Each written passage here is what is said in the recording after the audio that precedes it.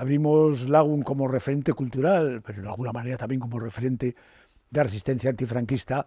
No íbamos a dejar que fuese capaz de impedirnos el ejercer nuestro oficio, nuestra vocación.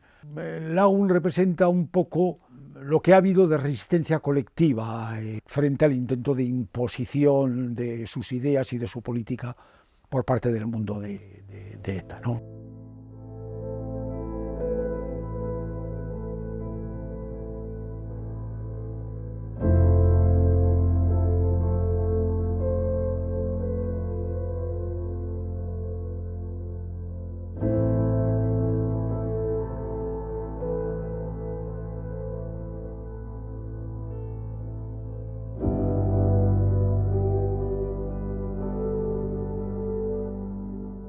Rompieron todo el escaparate, lo llenaron de pintura roja y amarilla la noche de Nochebuena, además para mayor INRI, ¿no? Y luego, a principios de enero, cuando quemaron, hicieron una pira con libros. Cada muy poco tiempo les atacaban, les rompían los cristales, muchas veces les hacían pintadas y varias veces les echaban pintura. Incluso alguna vez se incendió la librería. O sea, los libros que estaban en el escaparate, que estaban al lado de la calle, incendiados. Atacar una librería es como lo más miserable. Son esas cosas que ni tan siquiera los más violentos y fanáticos piensas que van a ser capaces de hacer. Con Barcelona se consiguió movilizar a mucha gente y que el tema de las víctimas tuviese importancia, que el tema de las tropelías que cometió ETA en todos esos años y después y antes se hiciesen visibles. Un ataque a una librería es un ataque al pensamiento, un ataque que han ejercido los totalitarios siempre.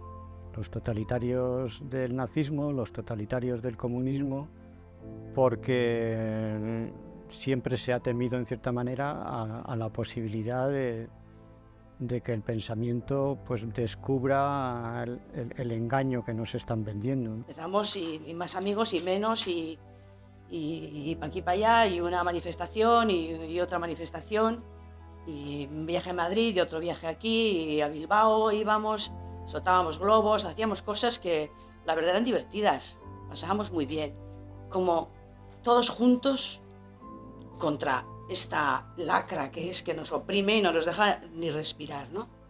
Bastalla surgió como una reacción cívica en contra de lo que era pues un aumento constante de la violencia terrorista y también de la presión ambiental, de esto que hemos hablado, del nacionalismo obligatorio, y fue una reacción civil, ¿no? Desde la sociedad civil, que bueno, pues algunos lideramos pues porque nos tocó, vamos a decir, estas cosas suelen ser bastante azarosas, ¿no? Y bueno, pues fue un llamamiento a disputarle a ETA, vamos a decir, la calle. Por primera vez hicimos un movimiento que no era un movimiento ético, sino político. Es decir, está muy bien, yo respeto mucho a las personas que por motivos religiosos, por motivos morales, claro, se oponían a la violencia, a la expropiación que hacían los totalitarios de la ciudadanía, pero nosotros fuimos un movimiento voluntariamente político, o sea, no seguimos esa norma de no meterse en política. No, la política no mancha por ser política, mancha por ser mala, por ser sectaria, pero por ser política no.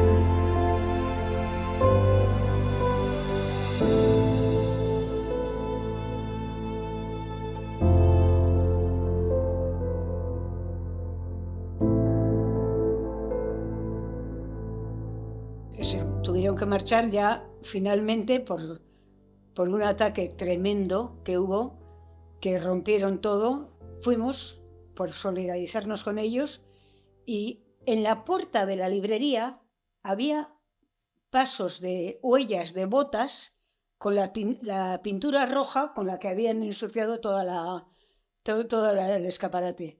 Y esas huellas iban hacia la calle donde estaba el bar de ellos, la Recotaberna, que se llama. Ese aspecto de ser una muestra de cuál ha sido la actuación de ETA, capaz incluso de quemar libros, aunque en fin, yo también digo siempre que no es lo más grave que ha hecho. La historia de Lagún pues es una historia muy vinculada a la lucha contra el terrorismo, ¿no? Y es uno de los lugares que recordamos como ese San Sebastián amable frente al San Sebastián de la gente dura, de la gente con miedo, de la gente que nos volvía la espalda por miedo o por prejuicios políticos. Esto es como si fuera el cielo. Para mí la parte más importante de Lagún se ocurrió cuando estaban en la Plaza Constitución, que eran el centro de todo el odio, de la borrocada, de todos esos años. Fue tremendo. Ha habido épocas en la historia europea en que los asaltos a librerías, la quema de libros, etcétera, pues era todo un signo del nuevo poder emergente, que fue la época del fascismo y del nazismo, ¿no? Y también, evidentemente, en la Unión Soviética y otros países, pero en fin, donde fue más espectacular fue justamente en estos países occidentales, ¿no? Y esto se repitió en el caso del País Vasco, pues en los años de los que estamos hablando, ¿no? Aquí, sobre todo, la cosa empeoró muchísimo en la década de los 90. Pues ahí hubo también mucha gente de las que contribuyó a que pudiésemos reabrir Lagún después de que nos viésemos obligados a cerrarla en su primera ubicación en la parte vieja, ¿no? Tras el atentado contra José Ramón Recalde.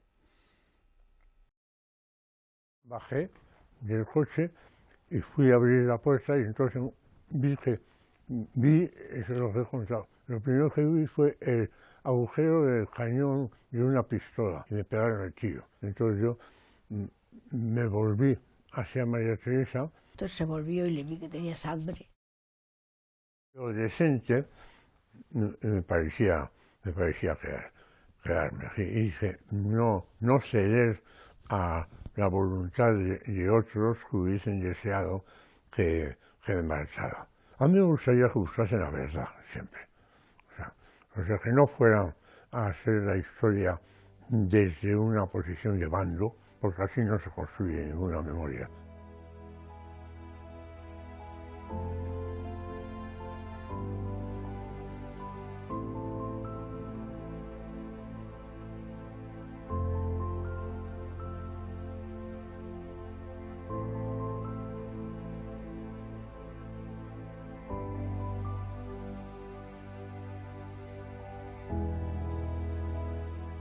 Basta Ya tenía 3 elementos fundacionales. El no a ETA, pero un no a ETA no rogado, no diciendo, por favor, ETA, deja de matar, no a ETA, con claridad, sin disimulos.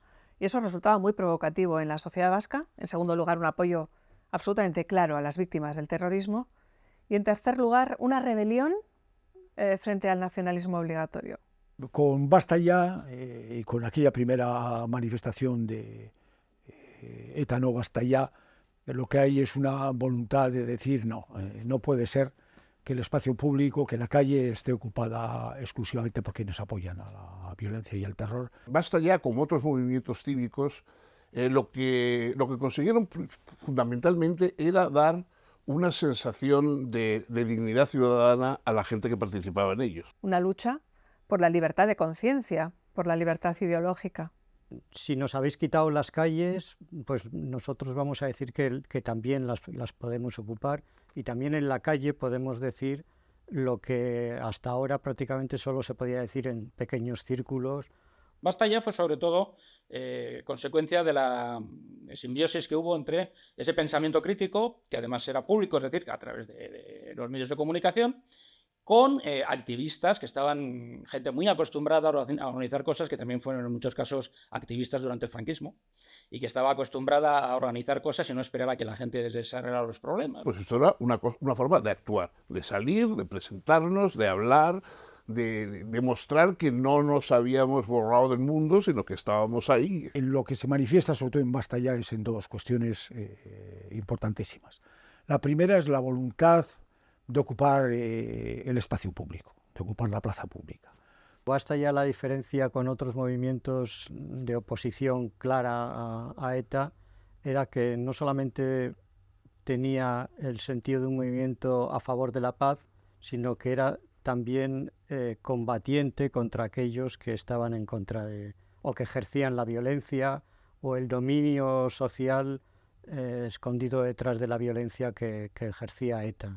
Basta ya llevó a la calle, sobre todo la voz, de una manera mucho más clara, mucho más evidente, especialmente con las dos grandes manifestaciones que se organizaron aquí en San Sebastián y que significaron que una gran mayoría silenciosa pudo expresarse, ¿eh?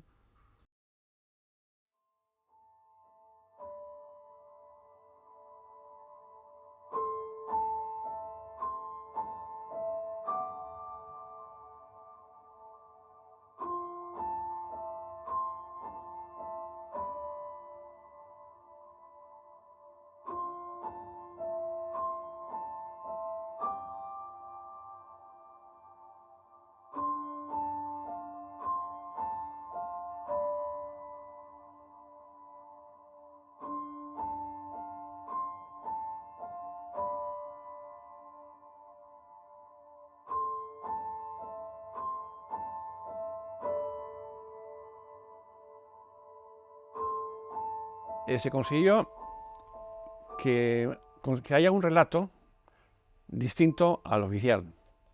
Y sobre todo se consiguió que Europa tuviese noticias de esas cosas, ¿no? La importancia de Basta Ya estaba en la denuncia de que tras el terrorismo de ETA se ocultaba un proyecto político que era, en fin, para decirlo resumido, el nacionalismo obligatorio. En una democracia todos somos políticos, ¿no? Y nosotros fuimos conscientemente políticos. Nuestro movimiento era un movimiento político con lemas políticos, ¿no? Constitución, estatuto, en fin, no nos dijimos amaos los unos a los otros, que también es un principio que está muy bien, pero nosotros éramos el principio ciudadano. Bastantes, numerosas personas, después de los años de plomo y vivir todo aquello, pues es que realmente no podía ser, no se podía... no podía uno dormir tranquilo pensando, o sea, yo iba al hospital y oía la noticia, han asesinado a no sé quién, y además luego llegabas a tu sitio de trabajo y es que no lo podías comentar, porque no se quería hablar de eso. Había un silencio cruel y un silencio tenso sobre los asesinatos, sobre todo esto, hasta que algún día, yo no sé quién fue el primero que dijo, bueno, ya vale, ¿no? Ya vale de que maten a alguien y nos callemos. No tiene un carácter partidista, pero sí que tiene un carácter político, es decir, al hablar de nacionalismo obligatorio y al denunciar que lo que el terrorismo de ETA persigue es un objetivo de parte que supone la exclusión de cuando menos la mitad o más de la sociedad vasca, Basta Ya está planteando, está reflejando lo que es la verdadera naturaleza de ETA. Realmente la política vasca, que ahora en lo personal, en la vida personal, es cómoda porque no nos persiguen, sin embargo tiene grandes tabúes. Cuando alguien osa intentar poner en cuestión algunos de los dogmas que ya el nacionalismo obligatorio ha permeado en el mundo supuestamente no nacionalista, pues las reacciones siguen siendo furibundas, siguen siendo violentas. Yo creo que es importante mantener la lucha contra el nacionalismo obligatorio, y yo creo que más que nunca, porque desgraciadamente sigue estando vigente, tanto en Cataluña como aquí, como en otros lugares, por imitación y por deseo oportunista de sacar ventajas, pues también hay otros que van apuntándolo al nacionalismo. Y en el caso del País Vasco había populismo nacionalista no identificado como populismo, aunque lo era, muy patológico, y el sentido de la identidad convertía en imposible un pensamiento libre, un pensamiento que no fuera ultra identitario, ultra nacionalista.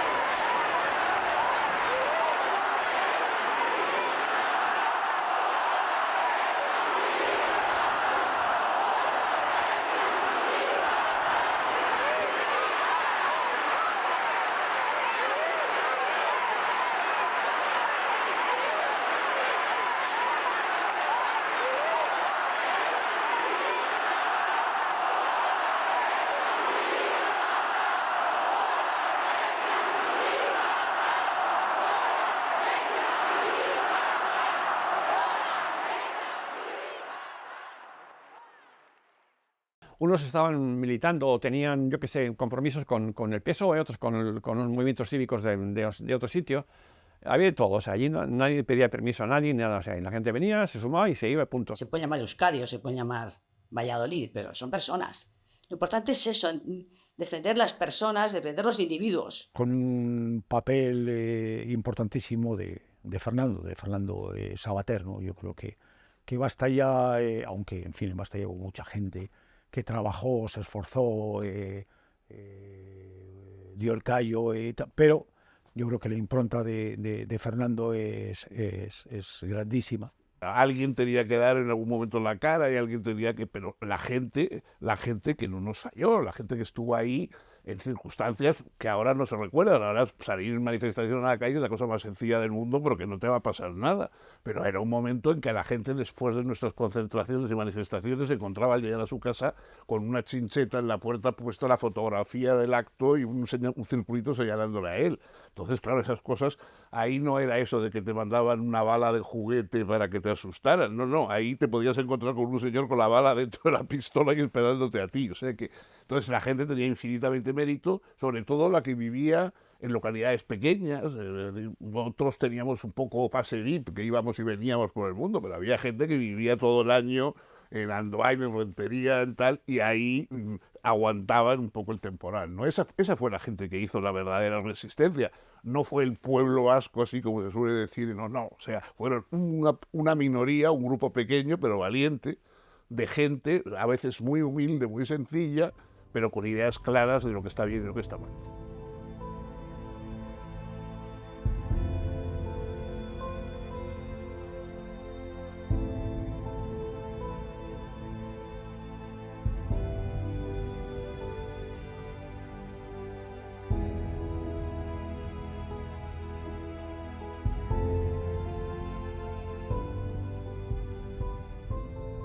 Veinte años después, ETA ha sido vencida operativamente, pero sigue la pelea por legitimar sus ideas.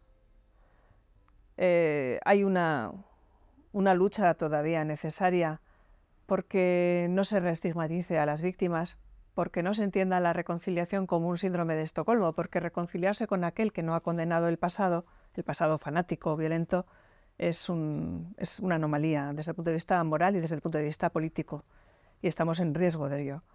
El enfrentamiento propiamente, digamos, con la violencia, afortunadamente ya no funciona así, pero funciona el decir que hay gente que está utilizando como rédito político haber participado en la violencia, haberla aprobado, haber sido cómplice, y nosotros tenemos que decir que, en fin, que haber participado en la violencia no solamente no es un mérito político, sino que debería excluir de la vida política a quienes han participado en ella.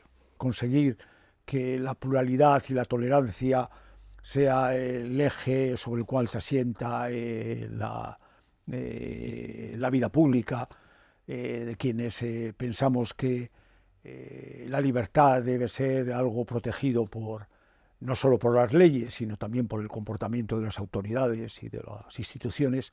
En fin, que pensemos que todavía hay mucho por lo que trabajar, ¿no? En Euskadi queda mucho pendiente por hacer, prácticamente todo. Porque a las víctimas el apoyo se mantiene, pero a nivel de Euskadi las víctimas están bastante desangeladas aquí. Sobre todo bloquear los intentos de convertir lo que ocurrió en otra cosa, que es lo que se está viendo. A mí, cada uno tenemos nuestras experiencias, vivimos estos sucesos de la manera más o menos o más dramática o menos, en fin, pero cada uno tenemos nuestros propios recuerdos que a mí ni me lo van a quitar ni me lo van a cambiar, te puedes imaginar. O sea, yo no necesito pedirle a nadie permiso para recordar lo que recuerdo.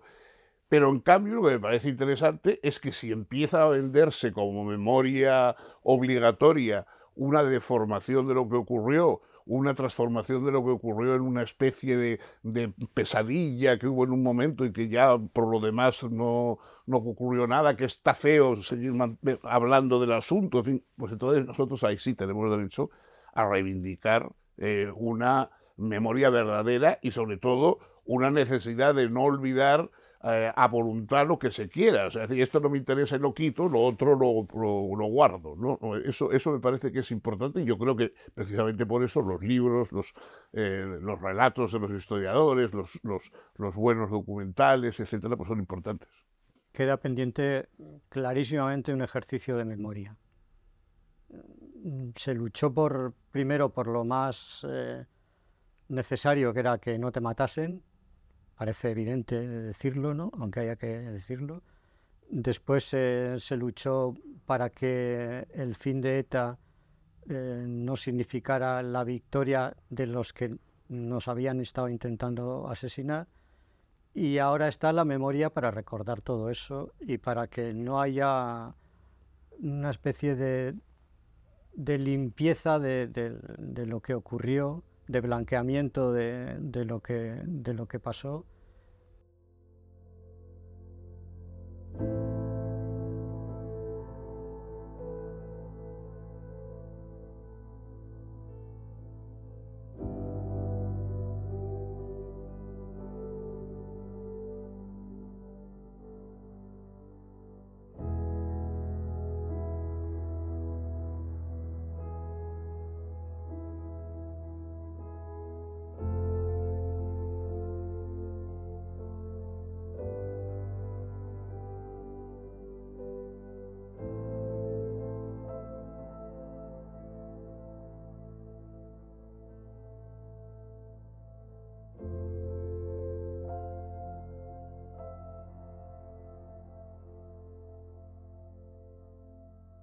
En el fondo está el ser humano con sus decisiones, con sus problemas, con sus miedos, con su valentía, y ahí cada uno se retrata o nos retratamos como podemos. Normalmente mucho menos de lo que debiéramos habernos retratado, eso también es cierto.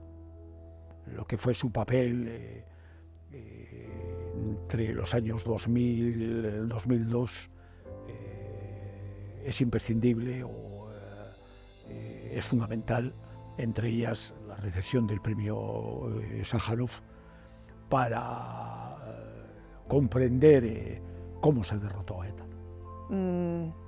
¿Necesario? Sí. Imprescindible. Basta ya fue imprescindible. Mereció la pena por mucho.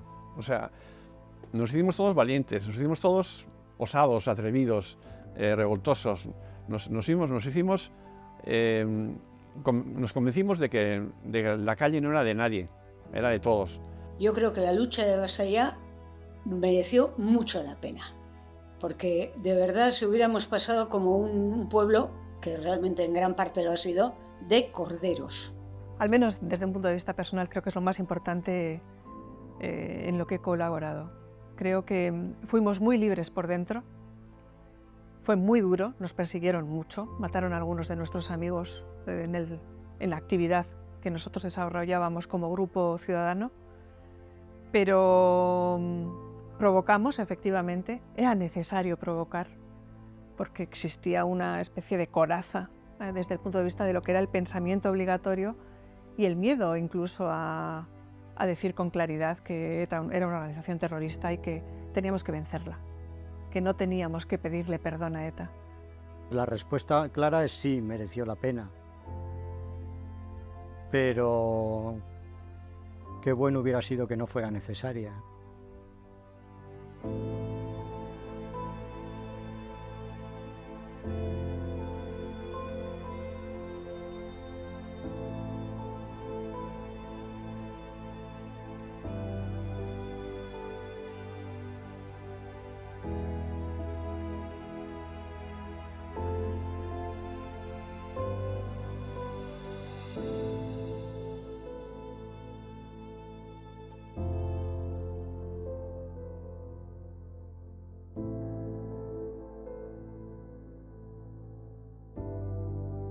Nosotros, los miembros de la iniciativa Basta Ya, sabemos que ETA es sin duda la principal culpable de estos males.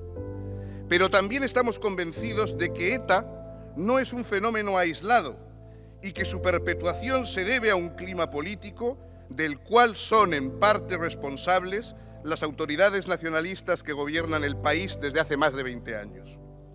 Los etarras no son extraterrestres llegados de otro planeta para hacer el mal, sino jóvenes educados en el fanatismo étnico, en el odio a más de la mitad de sus conciudadanos y a todo lo considerado español.